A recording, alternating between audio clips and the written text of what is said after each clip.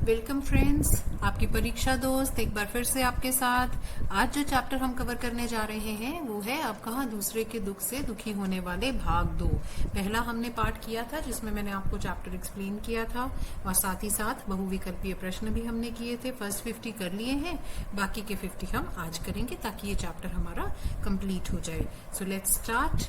पहला क्वेश्चन आपके लिए है, लेखक की माँ ने उसे क्या सीख दी थी?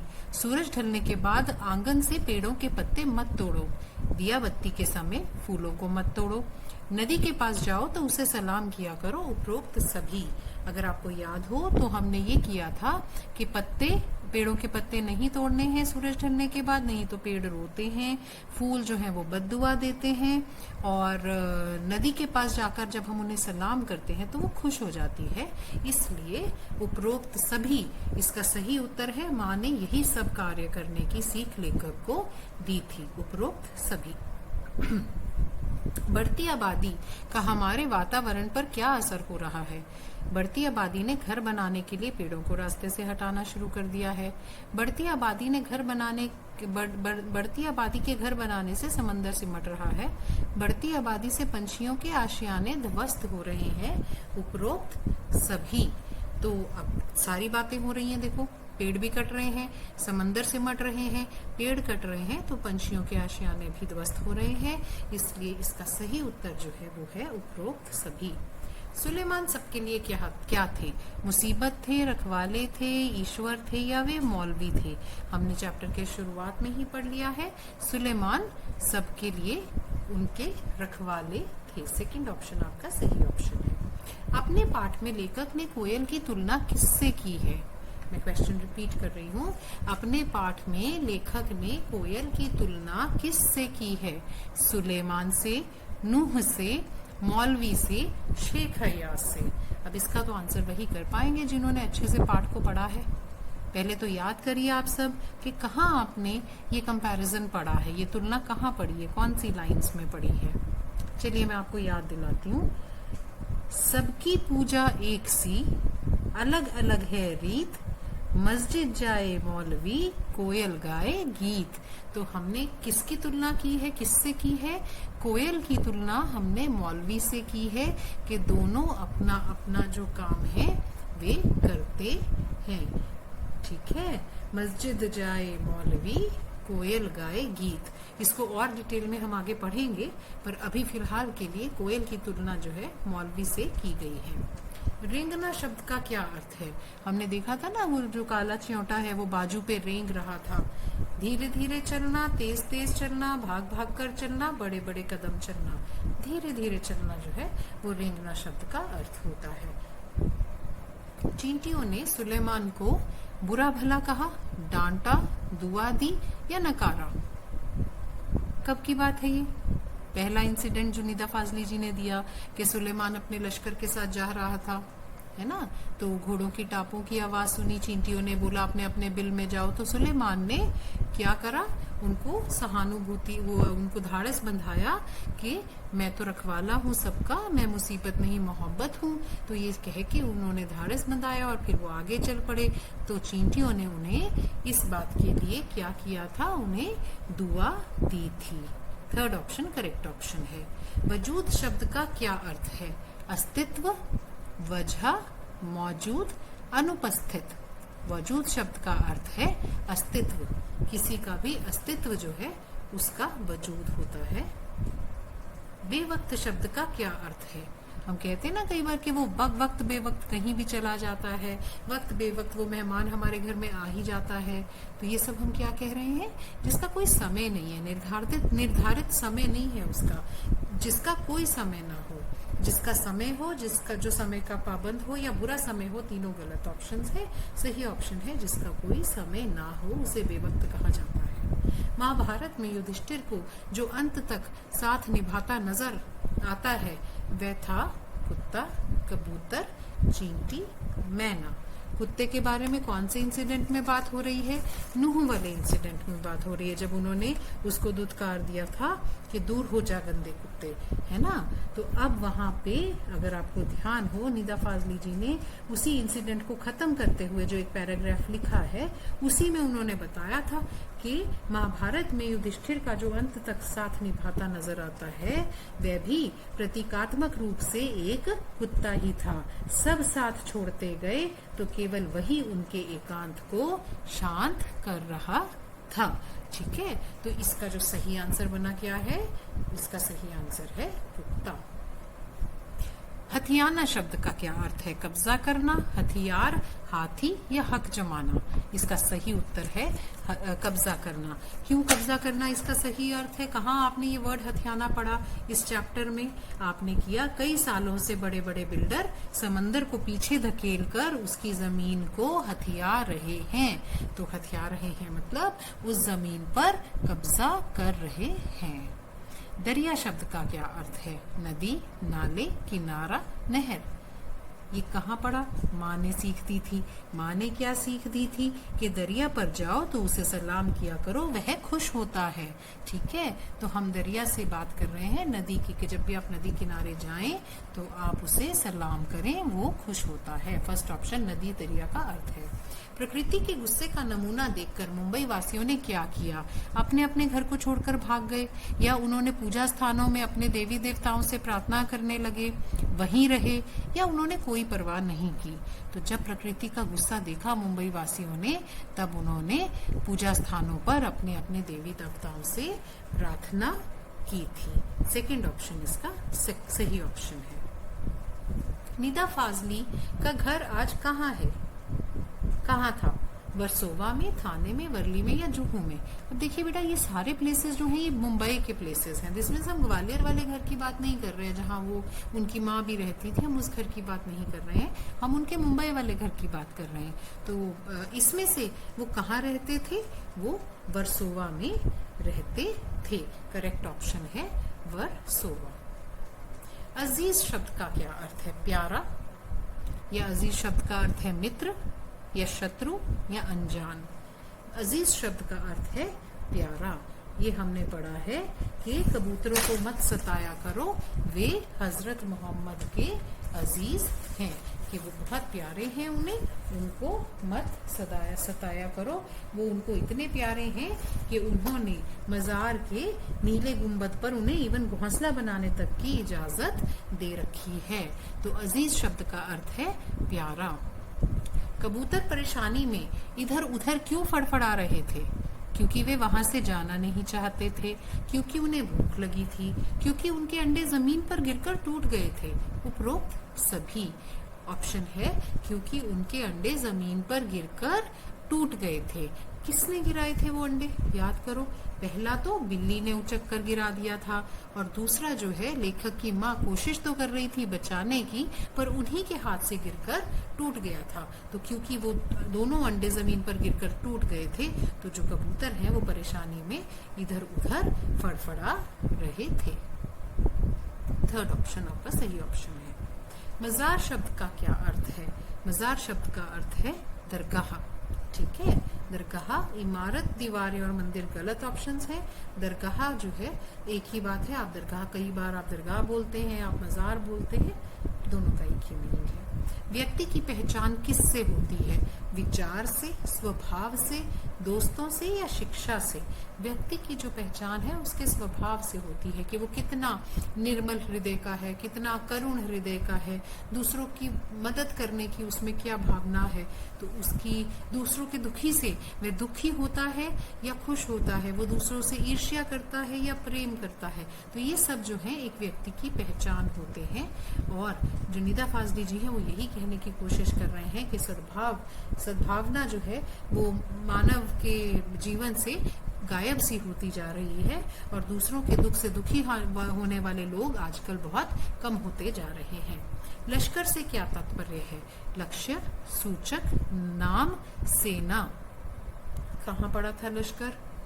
के सुलेमान अपने लश्कर के साथ वहां से गुजर रहा था, वह अपनी सेना के साथ रास्ते से गुजर रहा था। लश्कर का अर्थ है सेना। शेख हयाज के पिता की बाजू पर च्योंटा कहाँ से आया? नदी से आया, बगीचे से, नहर से या कुएं से? कहाँ नहाने गए थे वे? कुएं पे। च्योंटा कहाँ से आया था? कुएं से। कहाँ वो उसको छोड़ने गए थे वापस?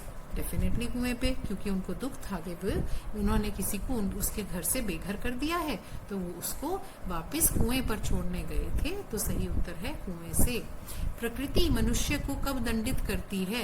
जब मनुष्य उसके साथ जरूरत से ज्यादा छेड़छाड़ करता है, जब उसके बर्दाश्त करने की सीमा समाप्त हो जाती है, जब मानव और प्रकृति का संतुलन बिगड़ जाता है। उपरोक्त सभी। तो जब भी हम ज्यादा छेड़छाड़ करेंगे तो संतुलन बिगड़ेगा, है ना। और कब तक बर्दाश्त करेगी कुदरत भी? ठीक है, तो जब उसके बर्दाश्त करने की सीमा समाप्त हो जाती है तो आपको पता है फिर जलजले आते हैं, नए से नए रोग उत्पन्न होते हैं, बाढ़ आती है, भूकंप आते हैं। तो ठीक है, गर्मी के टाइम ज्यादा गर्मी होती है, बेवक्त बरसातें होती हैं। तो ये सब क्यों होता है? क्योंकि संतुलन सारा बिगड़ गया है। हमने इतनी छेड़छाड़ करी नेचर के साथ कि संतुलन बिगड़ गया।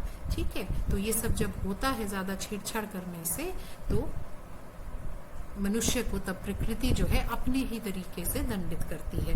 तो इसका मतलब उपरोक्त सभी इसका सही उत्तर है। दालान शब्द का क्या अर्थ है? बरामदा, छत, गुंबद या दीवारें। कहाँ पढ़ा है हमने कि ग्वालियर में हमारा एक मकान था, उस मकान के दालान में 2 रोशनदान थे, उसमें कबूतर के एक जोड़े ने घोंसला बना लिया था। तो दालान शब्द कहाँ के लिए यूज हुआ है? बरामदा, कि उनके बरामदे में जो रोशनदान थे वहां उन्होंने अपना घोंसला बना लिया था। कबूतर का घोंसला कहाँ था? खिड़की में, दरवाजे में, रोशनदान में या लाइब्रेरी में? हमने अभी पढ़ा कि उनका घोंसला रोशनदान में था। थर्ड ऑप्शन हमारी सही ऑप्शन है। मनुष्य ने अपनी बुद्धि से क्या खड़ा कर दिया है? भेदभाव की ऊंची दीवारें, भेदभाव की इमारतें, भेदभाव की दीवारें, भेदभाव के ऊंचे घर। जो वर्ड्स निदा फाजली जी ने यूज किए हैं, उन्होंने यूज किए हैं भेदभाव की ऊंची दीवारें। कौन से वर्ड्स यूज किए बेटा? भेदभाव की ऊंची दीवारें उसने खड़ी कर दी हैं। पहले सब लोग कैसे रहा करते थे?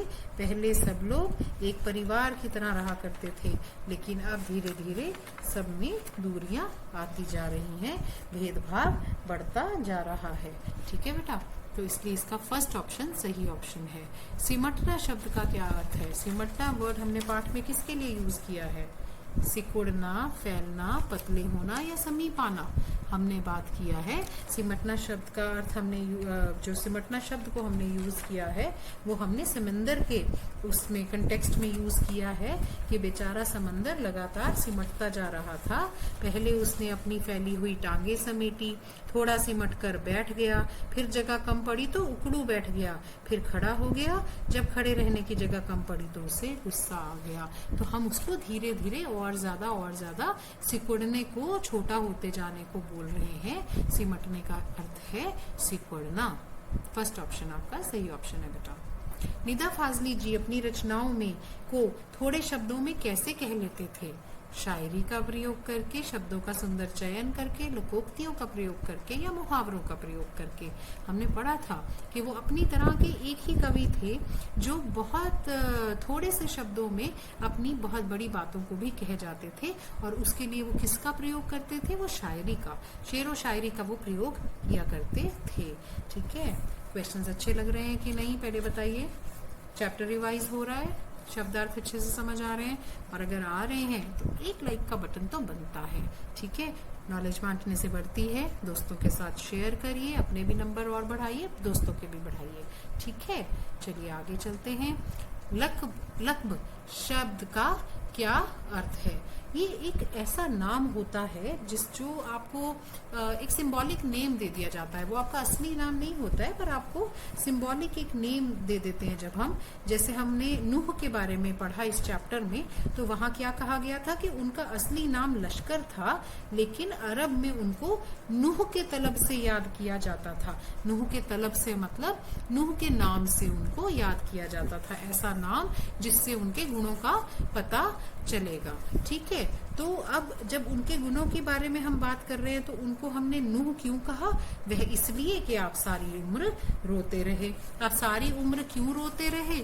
आप सारी उम्र इसलिए रोते रहे क्योंकि आपने एक कुत्ते को गंदा कहा और उस कुत्ते ने बाद में आपसे ये बात कही कि ना तो आप अपनी मर्जी, ना तो मैं अपनी मर्जी से कुत्ता हूँ, ना आप अपनी पसंद से इंसान हो, बनाने वाला तो सबका वो एक ही है। तो जब उन्होंने ये बात सुनी तो उनका मन बहुत दुखी हुआ अपनी मूर्खता पे, इसलिए वो सारी उम्र रोते रहे। उनका नाम पड़ गया नूह।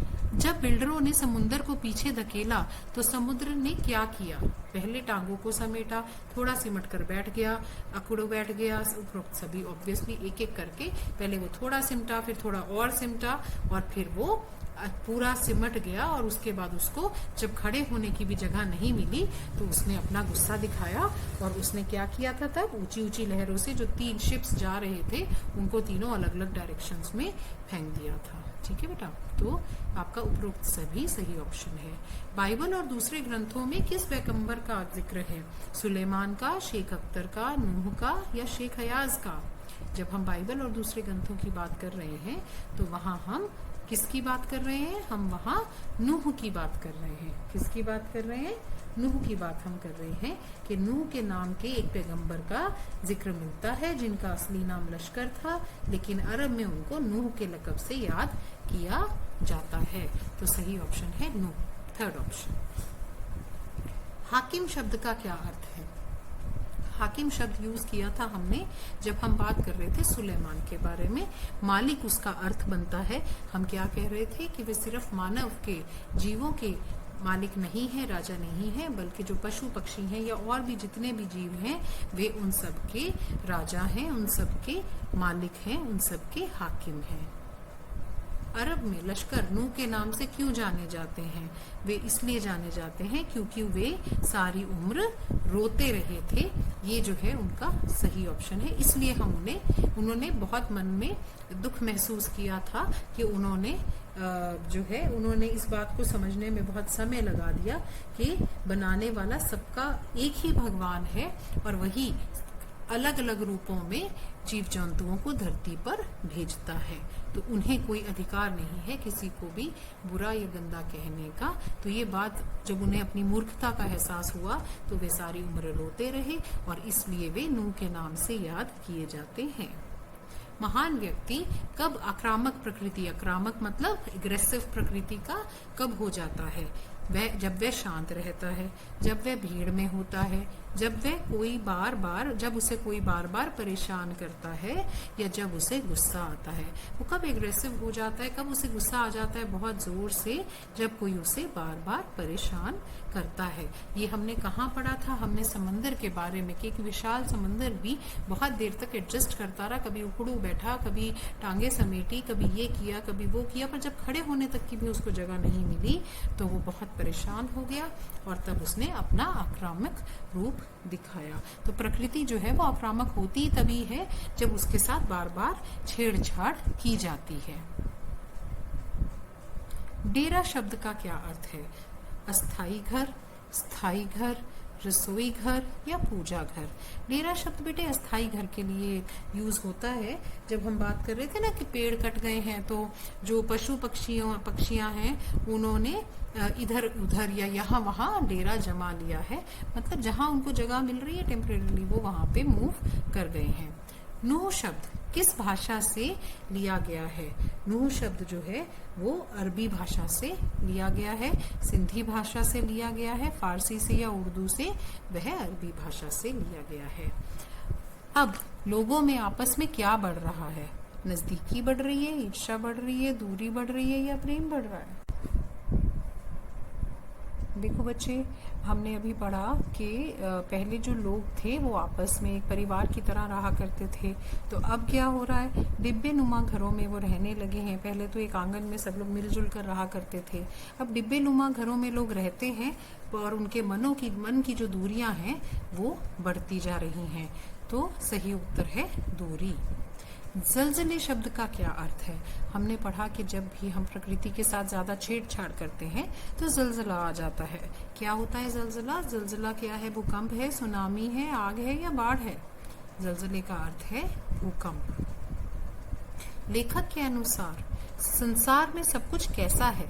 बहुत सुंदर, सुंदर, नश्वर, बहुत खराब। लेखक के हिसाब से सब कुछ नश्वर है, एक दिन सब कुछ नष्ट हो जाएगा, सब कुछ मिट्टी में मिल जाएगा, हम मिट्टी से उपजे हैं और मिट्टी में ही हम मिल जाएंगे, इसलिए हमें कभी घमंड नहीं करना चाहिए। ऐसी सोच निदा फाजली जी ने व्यक्त की है अपने पंक्तियों में। मिट्टी से मिट्टी मिले, खोके सभी निशान, किसमें कितना कौन है, कैसे हो पहचान।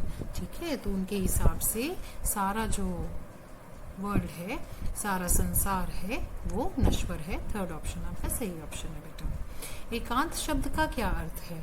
अकेला, एक, एकदम, एकदंत। एकांत का मतलब होता है अकेला। शेख अयाज के पिता को किस बात का दुख हुआ था?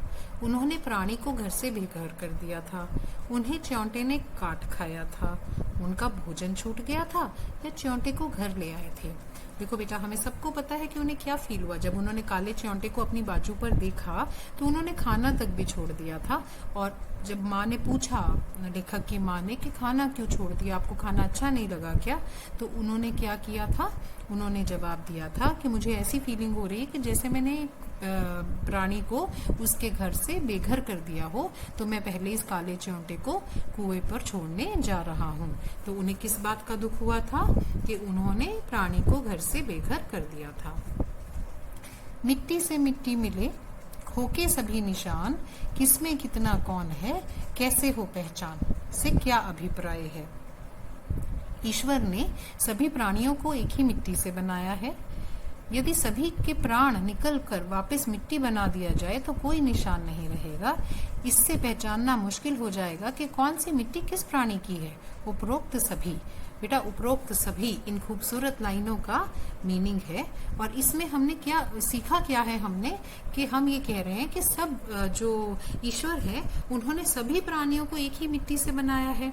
मिट्टी से मिट्टी मिले मतलब हम मिट्टी के बने हुए हैं और एंड में सब नामो निशान मिट जाता है, हम वापस मिट्टी हो जाते हैं। और जब सारी मिट्टी मिल जाती है तो कुछ मालूम नहीं पड़ता कि कौन सी मिट्टी किसकी है, किस प्राणी की है, आप कोई पहचान नहीं कर सकते हैं। इसलिए ये सारा संसार जो है इसे नश्वर माना गया है और आपको कभी भी घमंड नहीं करना चाहिए। तो ऊपर वाले तीनों ऑप्शंस जो हैं वो आपके सही ऑप्शंस हैं बेटा। नदियाँ सींचे खेत को, तोता कुतरे आम, सूरज ठेकेदार सा, सबको बांटे काम। इन पंक्तियों के माध्यम से लेखक क्या संदेश देना चाहते हैं? हमें भेदभाव करना चाहिए, हमें भेदभाव नहीं करना चाहिए। परमात्मा ने नदी, पशु, पक्षियों को अपने अपने काम बांट रखे हैं। सूरज पूरी दुनिया का ठेकेदार है। तो बताओ कौन सा आंसर आएगा सही? सूरज ठेकेदार सा, सबको बांटे काम। तो क्या हम ये मान लें कि इसमें ये इसका संदेश ये है कि सूरज पूरी दुनिया का ठेकेदार है? नहीं, ऐसा नहीं है। नदियाँ सींचे खेत को, तो जब नदी एक खेत को सींचती है तो क्या वो ये चेक करती है कि वो ऊंचे घराने के खेत हैं, नीचे घराने के खेत हैं, कास्टिज्म में जाती है, किसी भी भेदभाव में वो जाती है? नहीं। जो भी नदियाँ खेत को सींचती है वो सबको एक समान मान के सींचती है। तोता कुतरे आम, तोता कभी भी ये देख के आम कुतरता है कि वो बागीचा किसका है? नहीं। तो दोनों बिना भेदभाव के अपने काम करते हैं। और इसी तरह सूरज ठेकेदार सा, सबको बांटे काम, कि सूरज भी सबको अपनी रोशनी बराबर देता है, वो भी कोई भेदभाव नहीं करता। इसलिए हमें भेदभाव नहीं करना चाहिए। हमें उन्होंने 3 एग्जाम्पल्स दिए हैं, नदिया, तोता और सूरज का, ये बताने के लिए, ये संदेश देने के लिए कि हमें, जैसे ये लोग अपने अपने काम को बिना किसी भेदभाव के करते हैं, हमें भी अपना सभी काम बिना भेदभाव के करना चाहिए। तो इसलिए मैंने नेक्स्ट क्वेश्चन भी इसी तरह का आपके लिए रखा है कि अगर बाई चांस वो लाइंस आपको ना दी जाए और सीधा पूछा जाए कि अपनी भेदभाव ना रखने की बात को समझाने के लिए उन्होंने किस किस का उदाहरण दिया है, तो हमें याद रखना है कि उन्होंने तोता, नदी और सूरज सभी का उदाहरण दिया है। आशियाना शब्द का क्या अर्थ है? घर, पड़ोस, स्कूल या मैदान। आशियाना शब्द का होता है अर्थ घर। ठीक है। तो जैसे चिड़िया, पक्षी, चिड़िया सब ये लोग अपना आशियाना पेड़ों पर बनाते हैं। हमारा घर हमारा आशियाना होता है, तो इसलिए आशियाना शब्द का अर्थ है घर। सबकी पूजा एक सी, अलग अलग है रीत, मस्जिद जाए मौलवी, कोयल गाए गीत। इससे क्या अभिप्राय है? सबकी पूजा एक जैसी होती है, सबकी पूजा एक जैसी नहीं होती, सबका तरीका एक जैसा होता है, सभी अलग अलग ईश्वर का गुणगान करते हैं। सबकी पूजा एक सी, अलग अलग है रीत, मस्जिद जाए मौलवी, कोयल गाए गीत। हम कहना चाह रहे हैं कि सबकी पूजा एक जैसी होती है, सब मोर और लेस एक ही बात करते हैं, अपने अपने जो वो जिनको वो पूजते हैं, जो उनके आराध्य हैं, सब लोग उन्हीं की पूजा करते हैं। एक जैसी पूजा होती है, उन्हीं को वो नमन करते हैं, उनकी आराधना करते हैं। पर अलग है तो क्या है? पूजा तो सबकी एक सी है, लेकिन अलग है उसको करने का तरीका।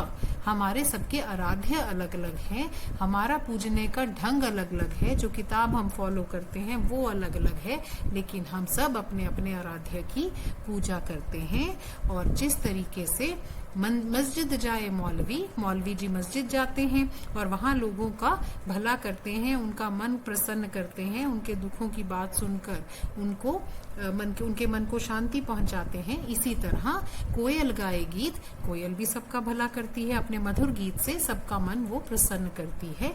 तो वो ये कह रहे हैं कि हर कोई अपना अपना काम अपने तरीके से करता है, उसका जो बेस है वो सेम है, जो उसका वो निकल रहा है, रिजल्ट निकल रहा है वो सेम है, लेकिन सबका अपना अपना काम करने का तरीका, उसकी रीत अलग अलग है। तो वे कहना चाहते हैं कि सबकी पूजा एक जैसी होती है। उकड़ू शब्द का क्या अर्थ है? घुटने मोड़कर बैठना, हाथ मोड़कर बैठना, कान मोड़कर बैठना या पैर मोड़कर, घुटने मोड़कर बैठना, उसे हम उकड़ू बैठना कहते हैं। और ये उकड़ू वर्ड हमने कहाँ यूज किया था? समंदर के कंटेक्स्ट में हमने यूज किया था कि वो उकड़ू बैठ गया, मतलब धीरे धीरे वो सिमटना शुरू हो गया। औंधे मुंह शब्द का क्या अर्थ है? हाथ के बल, पैर के बल, मुंह के बल या सर के बल। औंधे मुंह गिरना कहते हैं ना, औंधे मुंह गिरा, मुंह के बल गिरा, उसको कहते हैं औंधे मुंह। काबिल शब्द का क्या अर्थ है? होशियार, समझदार, लायक या नालायक। आप किसी काम करने के लायक नहीं हैं, आप कोई भी काम करने के काबिल नहीं हैं, या उसे तो कोई भी काम कर दे दो, वो तो हर काम करने के लायक है। ठीक है, तो हम काबिल वर्ड का मतलब होता है लायक। मुद्दत शब्द का क्या अर्थ है? देखिए ये तो शब्द बहुत हम लोग यूज करते हैं कि अरे बड़ी मुद्दत हो गई, मुलाकात ही नहीं हुई। तो इसका अर्थ क्या बनेगा? बहुत अधिक लंबा समय, बहुत कम समय, बहुत समय या अधिकांश समय? बहुत अधिक लंबा समय मुद्दत शब्द का अर्थ है। ठीक है, बहुत अधिक लंबा समय। नेचर शब्द का क्या अर्थ है? नेचर से छेड़छाड़ नहीं करनी चाहिए, हम लोग कितनी ये बात करते हैं। तो हम किसकी बात कर रहे हैं? प्रकृति, प्रथा, कथा या कुप्रथा, हम बात कर रहे हैं प्रकृति की। तो नेचर शब्द का अर्थ है प्रकृति। बद्दुआ शब्द का क्या अर्थ है? मेरे को पहले ये बताओ कि ये बद्दुआ शब्द जो है ये हमने कहाँ यूज किया है, किसके कंटेक्स्ट में किया है? माँ ने सीख दी थी। क्या सीख दी थी? कि दिया बाती के समय हमने फूलों को नहीं तोड़ना है, वे बद्दुआ देते हैं। तो बद्दुआ शब्द का क्या अर्थ बनेगा? श्राप, भाप, ताप या माप? श्राप देते हैं। बद्दुआ शब्द का अर्थ है श्राप। गुनाह शब्द का क्या अर्थ है? पाप, पुण्य, निष्ठा या लगन? बताओ। गुनाह शब्द का अर्थ है पाप, कि हम कोई गुनाह न करें, हम कोई पाप न करें। ठीक है बच्चे, तो अब हमने ये सारा चैप्टर बहुत अच्छे से कर लिया है। शब्दार्थ के थ्रू भी मैंने आपको बार बार उन चैप्टर्स की लाइंस, इस चैप्टर की लाइंस आपको रिपीट करवाई। ठीक है, तो हमें इस चैप्टर में अब कोई डाउट मेरा ख्याल है बचा नहीं होना चाहिए। फिर भी अगर आपको किसी भी तरह का कोई डाउट है तो आप कमेंट सेक्शन में मुझसे वो क्वेश्चन पूछ सकते हैं। I will be more than happy to help you out. जितने भी क्वेश्चन हो, जितने भी डाउट्स हो, you are most welcome there.